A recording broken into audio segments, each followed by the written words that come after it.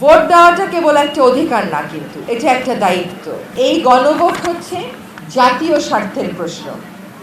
এখানে দলীয় স্বার্থ বা ব্যক্তিগত স্বার্থ দেখলে চলবে না। দলীয় বিবেচনার ঊর্ধ্বে উঠে দেশের স্বার্থে গণভোটকে হ্যাঁ বলবো। এই যে সংবিধান পরিবর্তন, 300 জনে মিলে তার মধ্যে 200 পেলেই তো সংবিধান পরিবর্তন করে ফেলা যায়।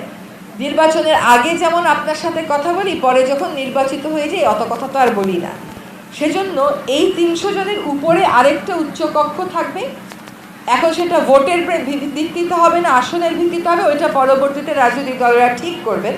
তখন কিন্তু ওই উচ্চকক্ষ থেকেও আপনার সম্মতি নিতে হবে। ওই 4 মিনিটে আইন আর 4 মিনিটের সংবিধান আর করা যাবে না।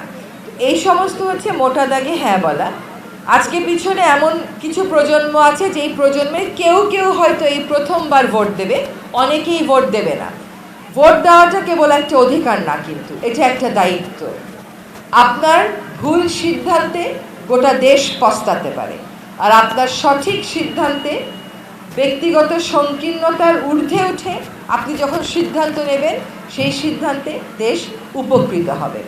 নতুন যারা ভোটার আছেন আর যারা এবার ভোটার না কিন্তু পরের বার ভোটার হয়ে যাবেন, একটা কথা মনে করাই, আজকে যার বয়স 38 সে হয়তো জীবনে কোনোদিন ভোটই দেয় নাই।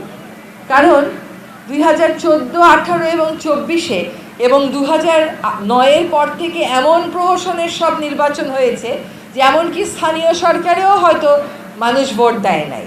তাহলে আপনি ভাবতে পারেন, যেখানে আপনার 18 বছরে ভোটাধিকার প্রয়োগের কথা, আপনার 38 বছর হয়ে গেছে, আপনি এখনো পর্যন্ত কোনো ভোটই দিতে পারেন নাই। কারণ এমনই এক গণতান্ত্রিক, তথাকথিত গণতান্ত্রিক রাষ্ট্রে আমরা ছিলাম যে ওরা নিজেরাই নিজেদেরকে জয়ী ঘোষণা করতো।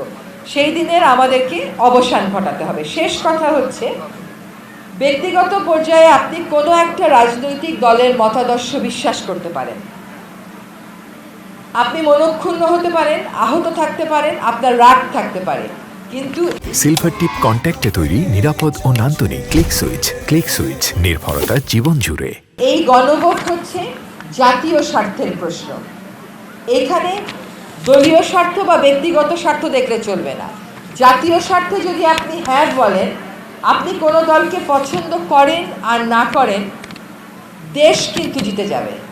যদি দেশ জিতে যায়, আমরা সকলে জিতে যাব। আমরা এমন রাজনৈতিক বন্দোবস্ত চাই না যেখানে দেশ ছেড়ে পালাতে হয়। আমরা এমন রাজনৈতিক বন্দোবস্ত চাই না যেখানে জনগণের মুখোমুখি হয়ে উত্তর দেওয়ার সাহস থাকবে না, সদুত্তর দেওয়ার সাহস থাকবে না। কাজেই আমরা ব্যক্তি বিবেচনার ঊর্ধ্বে উঠে, দলীয় বিবেচনার ঊর্ধ্বে উঠে দেশের স্বার্থে গণভোটকে হ্যাঁ বলবো। আর গণভোটের ব্যালট পেপারের রংটা কি হবে বলেন? গণভোটে ব্যালট পেপারের রং কি হবে? কেউ বলতে পারেন? গোলাপি হবে। গণভোটে ব্যালট পেপারের রংটা হবে গোলাপি। সেখানে হ্যাঁ থাকবে, না থাকবে। আমাদের উদাত্ত আন্তরিক আহ্বান, আপনারা গণভোটে হ্যাঁতে সিল দেবেন। ধন্যবাদ।